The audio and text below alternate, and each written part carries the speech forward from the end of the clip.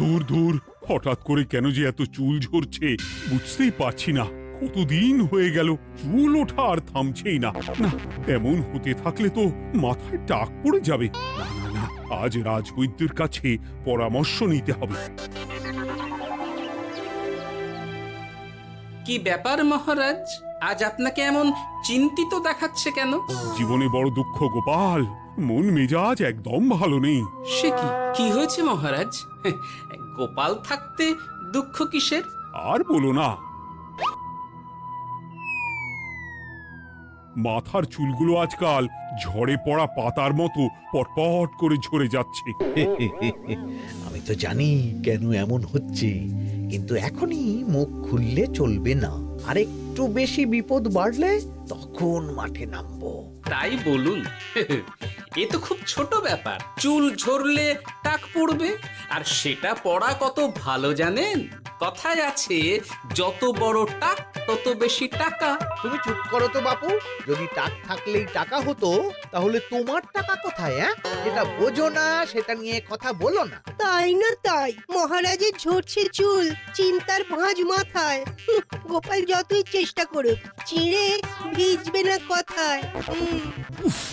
তোমরা সকলে থামো তো দেখি। ও রাজবৈদ্য, তুমি এর কিছু উপায় বলো। আগে মহারাজ, অনেক সময় দেহে ওই লৌহের পরিমাণ কমে গেলে এমন চুল ঝরে। আপনি বরং পালং শাক, ওই কিশমিশ, কলা ও আরো কিছু ফল আমি বলে দিচ্ছি, সেগুলো বেশি করে খান। আচ্ছা আচ্ছা আচ্ছা, তবে তাই করে দেখি।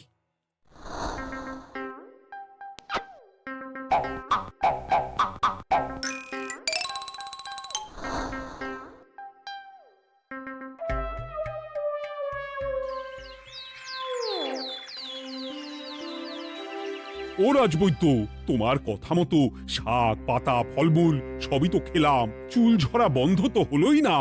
তো জানতামই এমন হবে। কিন্তু মহারাজ, এমনটা তো হওয়ার কথা নয়। কিন্তু হচ্ছে তো। আরে আমার সাধে চুল, কোথায় চলে গেলি সব? এর জন্য তুমি দায়ী। তুমি এর জন্য শাস্তি পাবে বৈদ্য। আমাকে আমাকে ক্ষমা করে দিন মহারাজ, এমনটা হবে এ তো আমি ভাবতেই পারিনি। কিছু মনে করবেন না মহারাজ, ছোট মুখে বড় কথা বলছি, কিন্তু সত্যি এখানে রাজবৈদ্যর কোনো দোষ নেই। ওকে শাস্তি দেওয়াটা ঠিক হবে না মহারাজ। দেখেছেন মহারাজ, গোপালের সাহসটা দেখেছেন? আপনার মুখের উপর কথা বলছে। তা বলি, তুমি যখন এতই বোঝো, তাহলে নিজেই একটা আস্ত লোহা খেয়ে দেখো না, তোমার মাথায় চুল গজাচ্ছে কিনা। ঠিকই আছে, এসব মূর্খের মতো কথা কেবল আপনার থেকেই আশা করা যায় মন্ত্রী মশাই। মহারাজ, আপনি বিচক্ষণ মানুষ, আমার শুধু অনুরোধ, আরেকবার ভেবে দেখবেন। ঠিক আছে, রাজবৈদ্যকে আমি শাস্তি দেব না, কিন্তু সকলের জন্য আমার একটা ঘোষণা আছে। কি ঘোষণা? আমার এই কঠিন সমস্যা যে দূর করে দিতে পারবে, তাকে আমি বিশেষ পুরস্কারে ভূষিত করব। এই তো পেয়েছি, এই সুযোগ কোনোভাবেই হাতছাড়া করা চলবে না। এবারের সমস্যাটা সত্যি বেশ কঠিন।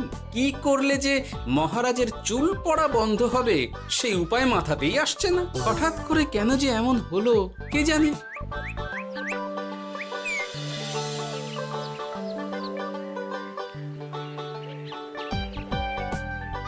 ও মা, তুমি এসে গেছো? একটু বসো, আমি তেলটা মেখেই হাত ধুয়ে খাবারটা বাড়ছি। হ্যাঁ, সে ঠিক আছে, কিন্তু তুমি কিসের তেল মাখছো এটা? কি আবার মাথার চুলের তেল? এখানেও চুল, ওদিকে মহারাজেরও চুল ঝরে পড়া নিয়ে আমরা সবাই হিমশিম খাচ্ছি গিন্নি। আরে, মহারাজের অত সুন্দর কালো চুলগুলো ঝরে যাচ্ছে, এ তো ভারী দুঃখের কথা। সে আর বলতে, ওই জন্যই তো আমি বাবা মাথায় এই জড়িবুটি তেল মাখি। এতে চুলের গোড়া শক্ত করে, চুলকে ভালো রাখে, নতুন চুল গজায় সব। হ্যাঁ। কি কি বললে? নতুন চুলও গজায়? সত্যি? হ্যাঁ। বাহ, তাহলে আর চিন্তা কি? আমাকে এই তেলটা একটু দিতে পারবে গিন্নি? মহারাজকে দিয়ে আসি। উনি বলেছেন যে ওনার সমস্যা দূর করতে পারবে তাকে উনি পুরস্কার দেবেন। উমা, এই তাই নাকি? এ তো দারুণ ব্যাপার গো। নাও নাও নাও, তেলখানা নিয়ে মহারাজকে কাল দিয়ে এসো তাহলে। আর জানিয়ে দিও, দিনে 2 বার কিন্তু তেল মাখতেই হবে। হ্যাঁ, আচ্ছা ঠিক আছে।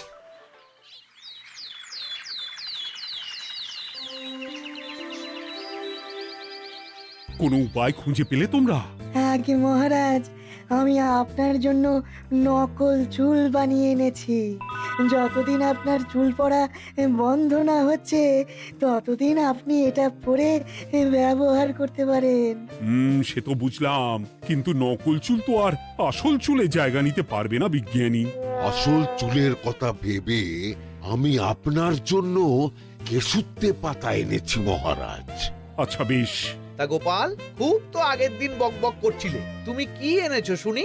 সেটা যথাসময়ে দেখতে পেয়ে যাবেন মন্ত্রী মশাই। এটা জড়িবুটি তেল মহারাজ। আমি এটা আপনার জন্য এনেছি। এতে নতুন চুল গজায় আর চুলের স্বাস্থ্যও ভালো হয়।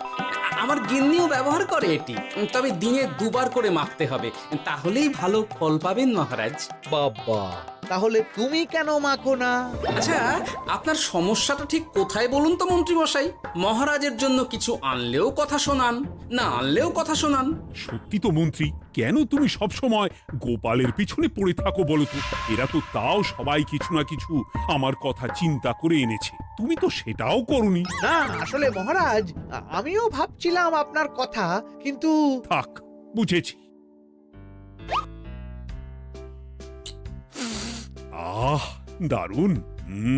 তেলের গন্ধটাও খুব সুন্দর। গোপাল, তোমায় অনেক ধন্যবাদ। আশা করছি ব্যবহার করলে খুব ভালো ফল দেবে। একদম দেবেই মহারাজ। দূর বাবা, ভেবেছিলাম এক হলো আর এক।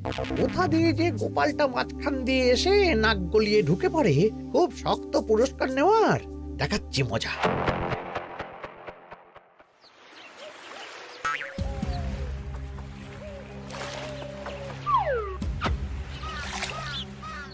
এবারে গোপালের তেল দিয়েই সব কিছু তোলপাড় করব।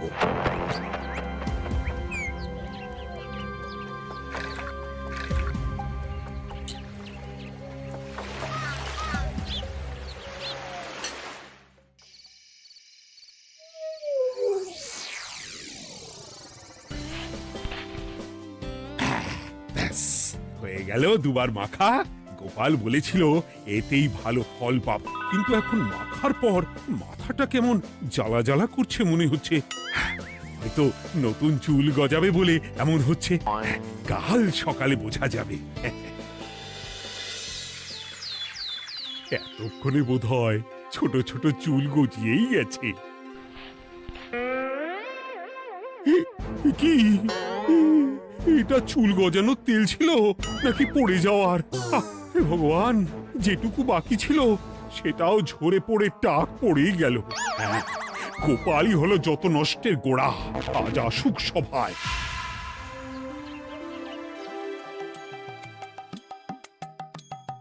এই যে এখন এলেন উনি। ও কি মহারাজ, আপনি এমন কাপড় মাথায় জড়িয়ে বসে আছেন কেন? তুমি আর এমন প্রশ্ন জিজ্ঞাসা করো না গোপাল, তোমার দয়াতেই মহারাজের এমন অবস্থা। মানেটা আমি তোমায় দেখাচ্ছি, দাঁড়াও। এই যে গোপালের দেওয়া তেল মেখেই আমার এমন হয়েছে, আর তার জন্য আমি তোমাকে কোনোদিনও ক্ষমা করব না গোপাল। বিশ্বাস করুন মহারাজ, আমার গিন্নিও মাখে এই তেল, কিন্তু এমন কিছু তো এখনো পর্যন্ত ঘটেনি। আমি আর কিচ্ছু শুনতে চাই না। আমার মাথা ভর্তি চুল আমি ফেরত চাই। যতদিন না আমার মাথার সব চুল ফিরে আসছে ততদিন আমি তোমার মুখও দেখতে চাই না। মহারাজ, আপনার কোনো চিন্তা নেই, আমি তো আছি। এবার এই সমস্যার একটা সমাধান আমি করেই ছাড়বো। কি ব্যাপার, মন্ত্রী মশাই এত লাফাচ্ছে কেন? এসবের পেছনে আবার ওনার হাত নেই তো?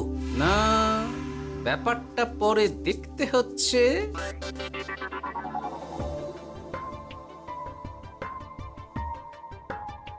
আমি বলি কি মহারাজ, এই সময়টা বরং আপনি নকল চুলটা মানে পরচুলা ব্যবহার করুন। হ্যাঁ, অগত্যা, কিছু তো একটা গন্ডগোল আছেই। গিন্নিও তো রোজ মাথায় তেল মাখে, কই এমন তো হয় না। মন্ত্রী যদি কিছু করেও থাকে তাহলেও হাতে নাতে ধরবো কিভাবে? ও কি গো গোপাল দাদু, এখন এই সময় তুমি রাজসভা ছেড়ে এখানে? তোদের দাদু আর রাজসভায় যাবে না রে? কি বলছো গো? কেন? আর কেন, বিনা দোষে এমন শাস্তি। তোমায় শাস্তি দিয়েছে, তুমি শুধু বলো কে তোমার সাথে কি করেছে, বাকিটা আমরা বুঝে নিচ্ছি। আচ্ছা বলছি, কৃষ্ণনগরের মন্ত্রী মশাইয়ের বাড়িটা কোন দিকে একটু বলতে পারবেন? কৃষ্ণনগরে নতুন নাকি? আগে তো আপনাকে কখনো দেখেছি বলে মনে পড়ছে না। হ্যাঁ, আমি এখানে থাকি না, আমি এখানে আমার কাজে এসেছি, তাই মন্ত্রী মশাইয়ের বাড়ির ঠিকানাটা যদি একটু বলে দেন। নিশ্চয়ই, এ পথ দিয়ে সোজা চলে যান, তারপর কিছুটা ডান দিকে গেলেই পেয়ে যাবেন। আচ্ছা, অনেক ধন্যবাদ। ভিন গাঁয়ের লোক মন্ত্রী মশাইয়ের বাড়িতে, ব্যাপারটা বেশ সন্দেহজনক লাগছে। এই এই গুলটে ন্যাপলা, তোরা তোরা দুজন একটু আড়াল থেকে দেখতো লোকটা মন্ত্রী মশাইয়ের বাড়িতে ঠিক কি জন্য এসেছে, তারপর আমায় খবর দিস। ঠিক আছে গোপাল দাদু। তোমার আবার এখানে আসার কি দরকার ছিল? আমি তো বলেছি যে আমি ঠিক গিয়ে তোমার পাওনা গন্ডা মিটিয়ে দেবো। মিটিয়ে দেবে? কতদিন হয়ে গেছে জানেন? দেখো, হয় আমার কীটনাশক আর সার সব ফিরিয়ে দিন, নয়তো আমার জিনিসের দাম মিটিয়ে দিন। কীটনাশক, সার আর কি করে ফেরত দেবো বলো? ও তো সব পুকুরের জলে মিশে গেছে। ওসব আমি জানি না, আমার পাওনা গন্ডা মিটিয়ে দিন, ব্যাস। চল চল, এখনই তাহলে গোপাল দাদুকে গিয়ে সব জানাই। চল চল। দাদু, ও গোপাল দাদু। তোরা এসে গেছিস? আয় আয় আয় আয় আয়। মন্ত্রী মশাইয়ের মুখ থেকে অনেক খবর পেলাম। তাই নাকি? কি শুনি? মন্ত্রী মশাই ওই লোকটার কাছ থেকে অনেক কীটনাশক সার নিয়েছে, কিন্তু এখনো জিনিসের দাম মেটায়নি। হ্যাঁ, ওই জন্যই তো মন্ত্রী মশাইয়ের উপর লোকটা খুব রেগেছিল, হুমকিও দিয়েছে 1 সপ্তাহের মধ্যে জিনিসের দাম সব মিটিয়ে দিতে হবে। তাই নাকি? কিন্তু কীটনাশক সার নিয়ে মন্ত্রী মশাই কি করবে? সেটা তো বলতে পারবো না দাদু। তবে হ্যাঁ, মন্ত্রী মশাই ওই লোকটাকে বলছিল যে ওই সব কীটনাশক সার পুকুরের জলে মিশে গেছে। কি বললি? পুকুরের জলে? আচ্ছা, এবার দুয়ে দুয়ে 4 করা গেল। অনেক ধন্যবাদ রে তোদের। বল বল, তোরা কি খাবি? কিচ্ছু লাগবে না গোপাল দাদু, তবে ভোলা বয়ের আর মিষ্টি খাওয়ালে। আচ্ছা আচ্ছা। কি করে যে মহারাজকে আসল ব্যাপারটা বোঝাই, কিছু তো একটা উপায় বের করতেই হবে। তা বলি বাবা, রাজসভায় যেতে হবে না বলে কি সারাদিন এইভাবেই শয়নে শয়নে দিন কাটাবেন বাবা? হ্যাঁ, উপায় পেয়ে গেছি। বুঝলে গিন্নি, আমাকে একটা জায়গায় যেতে হবে, বুঝলে? তারপর ওখানে যদি কাজ হয় তাহলে আগামীকাল রাজসভায় আমি যাব। কিন্তু তুমি যে বলেছিলে তোমার এখন ছুটি। হ্যাঁ, কি আর করি বলো, গুরুত্বপূর্ণ একটা কাজ, তাই যেতেই হবে। আচ্ছা যাও। ওই গো বিজ্ঞানী, আরে গোপাল যে, বলো। এই যে বিজ্ঞানী, একটা বিশেষ দরকারে তোমার কাছে এলাম, বুঝলে? হ্যাঁ, বলোই না। আচ্ছা, এই দূষিত জলকে কিভাবে আবার পরিশুদ্ধ করে বলতে পারবে? কেন পারবো না? জলের মধ্যে একটু চুন আর ফটকিরি দিয়ে দিলেই জল আবার দূষণমুক্ত হয়ে যাবে। তবে ওগুলো দেওয়ার পর কিছুদিন সেই জলকে ব্যবহার করা বন্ধ রাখতে হয়। হ্যাঁ। আচ্ছা আচ্ছা, অনেক ধন্যবাদ, আসি তাহলে। হ্যাঁ,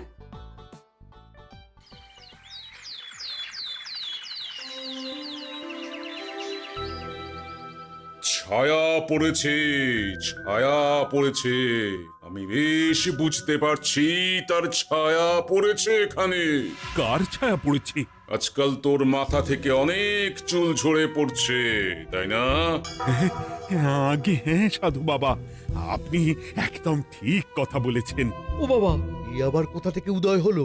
আরে আমি একা গিয়ে সেই স্নানের পুকুর পরিদর্শন করতে চাই। যথা আজ্ঞা বাবা।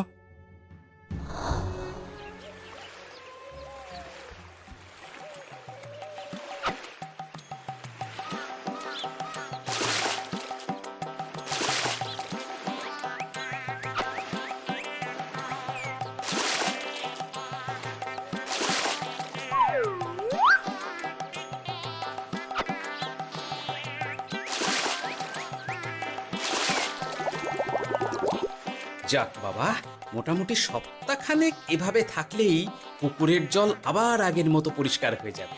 এবার শুধু মহারাজকে একটু বুঝিয়ে বললেই হয়ে যাবে।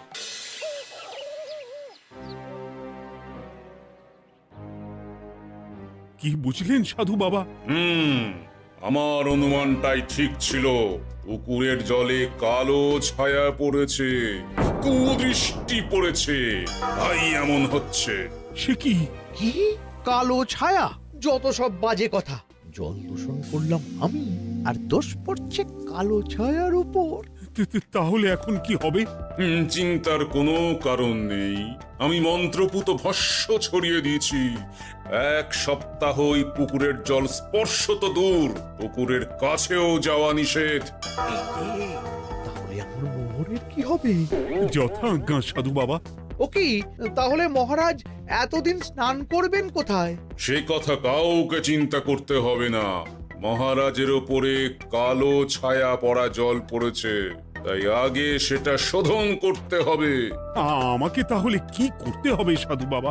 আমার শিষ্য গোপাল আমাকে আগেই এই বিষয় জানিয়েছিল। আমি তার হাত দিয়েই তোর স্নানের জল পাঠিয়ে দেব। তাই আগামী 1 সপ্তাহ সেই জল দিয়েই তোকে স্নান করতে হবে। কি গোপাল? দেখছো তো মন্ত্রী, গোপাল আমাকে কত ভালোবাসে। আমি ওকে কত কথা শোনালাম, কিন্তু না না না না, কাল থেকেই আমি আবার গোপালকে রাজসভায় ডেকে আনবো। আমি আসছি, আমার কাজ হয়ে গেছে। আর হ্যাঁ, তোর স্নানের পুকুরের চারিদিকে প্রহরীর বন্দোবস্ত কর। কাক পক্ষীও যেন ওখানে প্রবেশ করতে না পারে। আচ্ছা বাবা, আচ্ছা।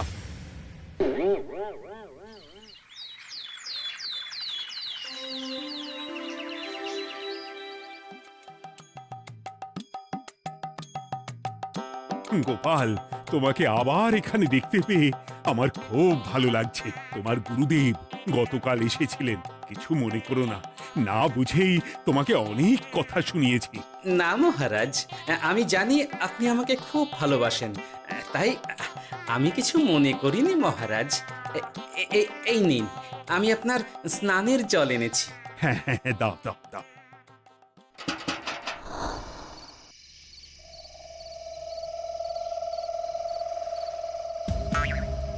ও বাবা, পুকুরের কাছে যে গিয়ে দেখবো সে উপায় নেই।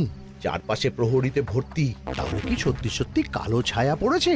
ভালোই হলো, পাওনাদারকে বলে দেবো কীটনাশকটা জালি ছিল। হি হি।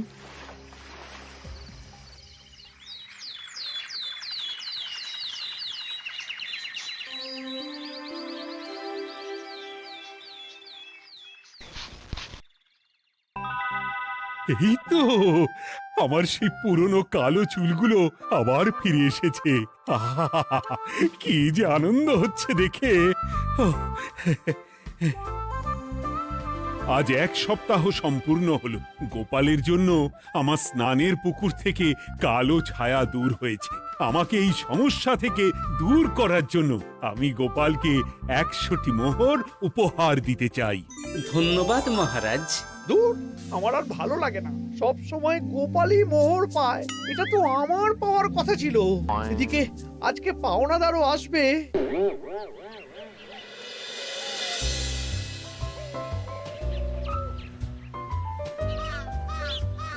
গোপাল দাদু, ওই লোকটা এসে গেছে। আচ্ছা, আসছি। এটা তো মন্ত্রীর বাড়ির দিকে রাস্তা। আমরা তাহলে ওদিকে কেন যাচ্ছি গোপাল? আপনার পুকুরের আসল রহস্যটা কি সেটা আপনি জানবেন না মহারাজ? মানে? নিজের চোখেই দেখুন, তাহলে বুঝতে পারবেন। আর একটু সময় দাও আমায় ভাই। এমনিতেও তোমার কীটনাশক কোনো কাজের নয়। কি এখন এসব কথা? আর একদিনও সময় দিতে পারছি না। একটু বোঝো, একটু। সব আমি মহারাজের পুকুরের জলে মিশিয়ে দিয়েছি। মন্ত্রী, তুমি তাহলে সেই কালো ছায়া? মহারাজ, আপনার পর্দা ফাঁস হয়ে গেছে মন্ত্রী মশাই। তুমি তাহলে সবটা জানতে? একদম প্রথম থেকে। রে, খুব জোর ফেঁসেছি। এদিকে পাওনাদার, ওদিকে মহারাজ, এইখান থেকে কেটে পড়তে হবে। ই! গন্ডগোল করে আবার পালানো হচ্ছে কবে রে? বলো, কেন করেছিলে? মহারাজ, আমি ভেবেছিলাম আপনার সব চুল উঠে গেলে আমি আপনার কাছ থেকে চুল গজানোর ওষুধ দেওয়ার নামে অনেক টাকা লুটবো। কিন্তু সেই ভাবনা ভাবনাই থেকে গেল, সেগুড়ে যে বালি হয়ে গেল। ভাবা যায় চুলের জন্য চুলো চুলি, হ্যাঁ?